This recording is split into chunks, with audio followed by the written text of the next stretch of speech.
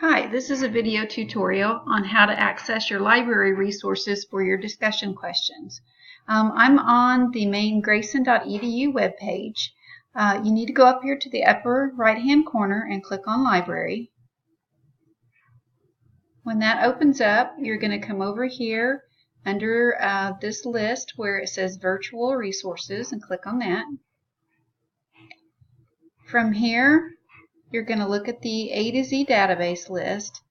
Scroll down in it until you find the Health Source Nursing Academic EBSCO. This is probably the best one for you to use, so we're going to click on that.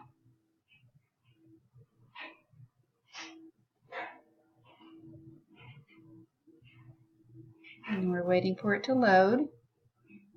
Okay, under this page, I want you to click on Full Text so that you'll only get articles that you can read the whole article. Also click over here on Scholarly Peer-Reviewed Journals. These will give you higher quality results. And then come up here to the search window, and then you can type in whatever topic or drug that you're looking for. So an example might be Celexa.